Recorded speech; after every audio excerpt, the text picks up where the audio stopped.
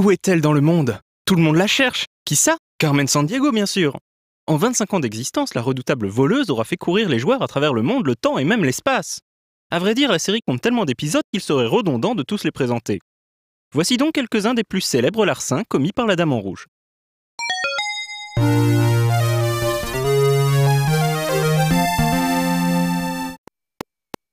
Le concept de la série des Carmen Sandiego est né de l'amour de Gary et Doug Carlston, les fondateurs de Brotherbund Software, pour les almanachs en tout genre. Ils ont alors l'idée de créer un jeu éducatif dans lequel les jeunes joueurs auraient besoin de se plonger dans les atlas et les encyclopédies pour progresser. Le premier titre de la série sera Where in the World is Carmen Sandiego, un des premiers titres du genre ludo-éducatif. Le joueur incarne un enquêteur de l'agence Acme, lancé sur les traces de la voleuse Carmen Sandiego et sa bande de monte en l'air de l'organisation Vile. Carmen convoite les plus grands trésors de la planète. Chaque enquête commence lorsque l'un de ces trésors est dérobé. Le joueur se rend alors sur place pour interroger les témoins et récolter des indices quant à la prochaine destination du voleur. L'enjeu est double. Non seulement le joueur doit identifier le pays où s'est enfui le suspect à l'aide d'indices indirects comme la monnaie locale ou les couleurs du drapeau, mais il doit également parvenir à identifier le criminel afin d'obtenir un mandat. Sans mandat, il est impossible de mettre le félon sous les verrous, même si le joueur parvient à lui mettre la main dessus. Lorsque le joueur résout suffisamment d'enquêtes, il est promu au grade supérieur. Cela signifie que le temps alloué pour capturer le criminel est plus court et donc la difficulté plus élevée. Chaque interrogatoire de témoin ou voyage en avion fait avancer l'horloge, le joueur doit donc minimiser ses déplacements pour espérer mettre toute la bande sous les verrous et peut-être même arrêter Carmen en personne. Le concept du jeu est simple, l'interface et les graphismes minimalistes, mais cela n'empêchera pas Where in the World is Carmen Sandiego de rencontrer un grand succès et d'être porté sur à peu près toutes les machines de jeu possibles. Par exemple, les images que vous voyez proviennent de la version Mega Drive sortie en 1989. Le jeu sera également décliné en deux versions consacrées respectivement à la géographie de l'Europe et à celle des États-Unis.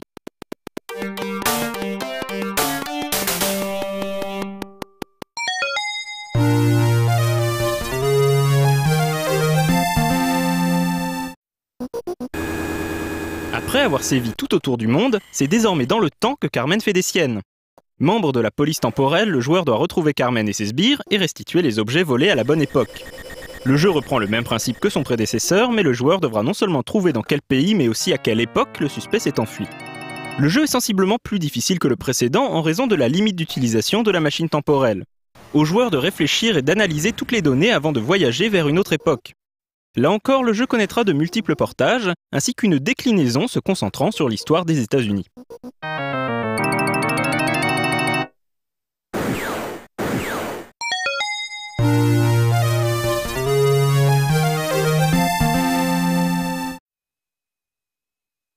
Cinq ans après la sortie du jeu original et constatant son succès non démenti sur les consoles les plus récentes, Brotherbund décide de le remettre au goût du jour avec une version Deluxe destinée au PC.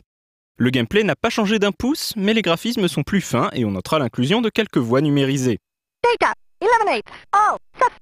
Les localités à visiter sont également plus nombreuses et les indices pour identifier les suspects et obtenir les mandats sont un peu moins évidents. Il s'agit donc d'un sympathique dépoussiérage d'un classique. Good luck.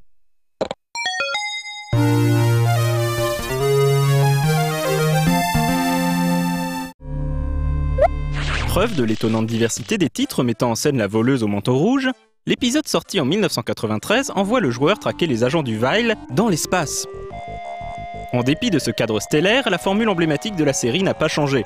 Un crime a été commis sur une des planètes du système solaire, et le joueur doit parvenir à traquer les déplacements du coupable et obtenir un mandat pour le mettre sous les verrous dans un pénitencier orbital.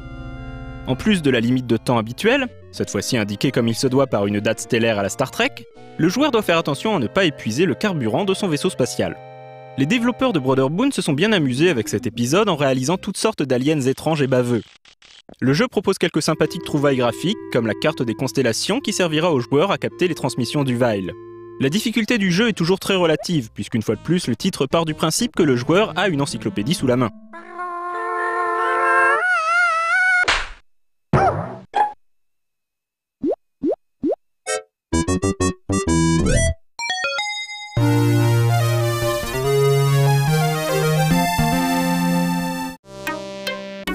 En 1991, la série Carmen Sandiego se fera connaître du très grand public grâce à un jeu télé reprenant le principe du jeu vidéo. Cette émission durera 5 ans aux États-Unis et s'exportera par la suite dans de nombreux pays du monde, dont la France.